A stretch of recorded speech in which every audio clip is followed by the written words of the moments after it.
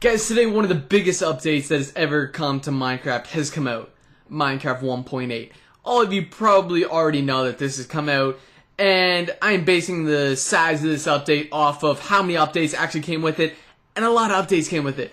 So I'm going to take you through the majority of those right now, because you can't go through all of them, because there's so many. So let's begin with the world generation options. So creating a world, game modes, all the same, creative, survival, hardcore, then more world options. This is where it gets spicy. So world type, default, super flat, you can customize it just like before, and then you have large biomes, and then you have amplified, okay? Now what this is, oh man, it's gonna spice up your world. Like, basically, take the definition of amplified and apply that. That's probably why it's named that. Everything is on a larger scale. So like, extreme hills, now go up to height level 250. That's ridiculous. If you want a cool world, then you want to throw on amplified. But if you want an even cooler world, then skip over to customized, okay? Now you can customize your world. It's pretty self-explanatory. There's 4 pages of customization settings. You can customize how often the ores and stuff spawn,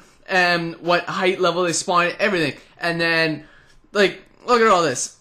I just can't even go through it. There's so much. It'll take me like 3 videos to go through all this. It's amazing. You can fully customize the world. So cool. Totally rad, Minecraft. Let's get into the worlds. So they're the main, most common 3 new blocks. Granite, which is this. Diorite. And then andesite. Okay, these are weird names. And these can each be crafted into their polished version, just like so. And polished granite, and they all look the exact same as that with their corresponding colors. No need to go through them all. Now, the problem with these is they're not that cool, because they are so common. Like, running through this cave, look at all this. They're probably almost just as common as gravel. Like, look at diorite, definitely the most common, and then you get granite, and then you have andesite, which is less common than the other 2. So now, there's more blocks. These ones are less common. And so let's start with the slime block. You can craft this out of 9 slime balls. That is the only way to get it. What's the purpose of this? I'll show you what the purpose is. Basically, like a bounce pad. You just, when you fall onto it, you bounce up and down. Like, this is what Minecraft needed to go places, okay? Like, this is what's gonna get Minecraft out there. Like, wow. And then second up, we have iron trapdoors, exact same as iron doors. You can only open them with a pressure plate or a button or a lever. You know, you get it. And then we have red sandstone. Exact same as normal sandstone. Has the exact same types as normal sandstone. So you got the normal red sandstone, and then you have the chiseled, and then you have the smooth, then you got the stairs, then you got the slab. That is it for the red sandstone. So now for the 2 coolest items in this update. Armor stands and banners. Okay, so armor stands, a little less cool as banners, but they're definitely still cool. You can slap your armor onto it by right-clicking it with the piece of armor, and then if you're in survival, it'll take the armor out of your inventory, obviously, and then to get it back, you just right-click the piece. So you want your helmet back, take that, and then you get all of it back. And then banners. So you can craft these just like a sign like this, 6 white wool, and then a stick, and then you can customize them. Check out the link in the description to Gamepedia. There's like 75 types of banners that you can make. Crazy. Like, at first I saw it, I was like, oh, banners, like, come on, like, it's Minecraft, you can't customize banners. And I saw this, and I was like, you can customize, oh god, this is, like, look at this, that is cool. Okay, that's a creeper head and a white banner together in a crafting table. So cool. Now for the biggest update of this update. Ocean monuments. So I'll get to the ocean monument in a second and everything that it contains, but right now, here are the blocks that came with it. So you have sea lanterns, dark prismarine, prismarine bricks, and prismarine. And then you have prismarine shards and prismarine crystals. So starting with the sea lantern, really cool name, really cool texture. It's the exact same as glowstone, okay? But then when you break it, that's where the differences are. You still get 2 to 4 of prismarine crystals, just like glowstone dust, but then to recraft it, it's not as simple. You have to craft it with a combination of prismarine crystals and prismarine shards, and it looks like this. And then you pull out your sea lantern, and Bob's your uncle. So how you actually get prismarine crystals and prismarine shards is for the Prismarine crystals, you can get those from breaking sea lanterns or from killing guardians that are found in the ocean monument, and they usually drop 0 to 1 Prismarine crystals. And then Prismarine shards, the only way to get those is killing guardians. They drop 0 to 2. So then you have Dark Prismarine, Prismarine Bricks, and Prismarine. These can be mined up in the ocean monument, which is what the monument itself is constructed of, these 3 blocks. That's the easiest way to get them. Or, if you want to pain yourself, you can get a bunch of Prismarine shards and then you craft each one like this. So you got Dark Prismarine with an ink sac surrounded by Prismarine shards, and then Prismarine bricks, just the same as like a diamond block or whatever. You fill the crafting table with Prismarine shards. And then Prismarine, just like making stone bricks out of stone, just 4 Prismarine, there you go. So now for the ocean monuments. Ocean monuments, definitely the coolest thing I've ever seen in Minecraft since the Ender Dragon. They are 29 blocks wide and 23 blocks high, and they only spawn in deep ocean, and they spawn at the bottom of the ocean, and they're filled with water. So if you're gonna go in, definitely bring some, like a respiration helmet or some water breathing potions.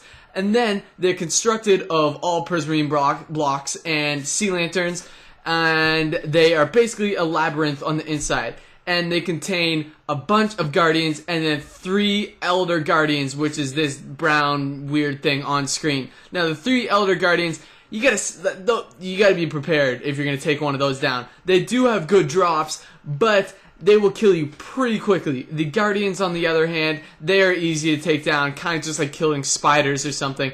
And they aren't really worth killing. They only drop Prismarine shards or Prismarine crystals, which don't have much use. And then at the center of the monument, you can find the treasure room, which is basically just a big box with 8 gold blocks in it. Not that exciting.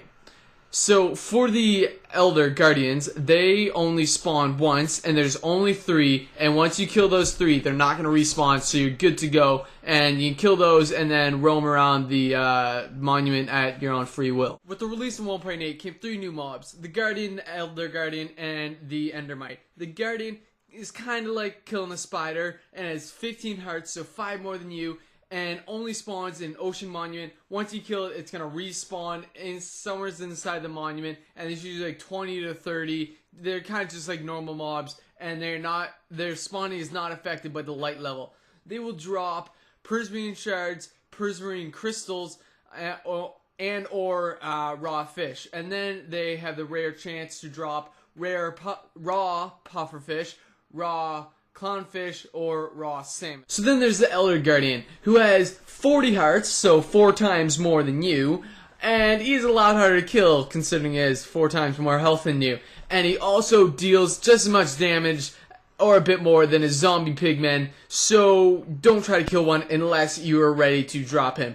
There will be 3 that spawn naturally in an ocean monument. Once those 3 are killed, they do not respawn. They float around, swim around just like the Guardians, and when you kill them, they'll drop Prismarine shards, Prismarine crystals, raw fish, and then the rare chance of raw pufferfish, raw clownfish, and then raw salmon. So the third mob, the Endermite, just the exact same as a silverfish, does like half a heart more damage when it attacks you. It only spawns when you throw an ender pearl, and the purple sparkle that comes out could have the 5% chance to spawn an endermite. It will attack you until you kill it or run away. And they could also be spawned from when endermen teleport and that purple sparkle comes out again. There's a 15% chance they will spawn then. So now there's a bunch of random little tiny updates that it lists on the launcher screen. You can read this if you want, but I'm going to explain a few of them to you. There is a bunch of like back and added commands and stuff like that, but then there's also a few more things that are useful. One of them is that now when you enchant items, it's also going to use lapis lazuli along with XP, so keep that in mind when you're going to enchant your diamond stuff. And then now it rebalanced the repair XP, so I don't know if you guys noticed, but sometimes you're trying to combine 2 things and it's like 39 XP, and then you switch them and then it's like 12. They rebalanced that. They kind of fixed it a bit so it's more like realistic and normal. And they also rebalance villager trading, so it's not 6 emeralds for 1 carrot or something like that. Like, they rip you off. We all know that. One more important thing is they adjusted the render distance. You can now throw it up to 32. I can't do that, but that's double 16, so 32 was a really big render distance. That's impressive. Good job on that. Optifine already had that feature, but, well, it's in normal Minecraft now, so cool. And then one last thing is they tweaked the F3 screen. So you see, it looks different, and then you have the crosshairs different now. It shows you which direction you're pointing, so red is this way, blue is this way, green is that way. And then it can tell you which direction you're running, so I'm running towards -Z, and then your biome, and then the light level, so you see it's light level 12 right here, and then you dig down, it's like light level 7, light level 6. That's cool. For like lighting up spawners, that's definitely useful.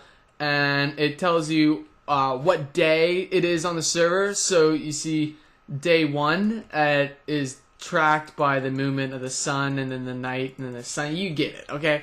And that's about it for all the major updates. There's been hundreds and hundreds of small updates added to 1.8 that aren't even worth listing, because there's so many of them. It would just take up like the whole launcher screen, and some of them are really small and not that important, but there's other big ones.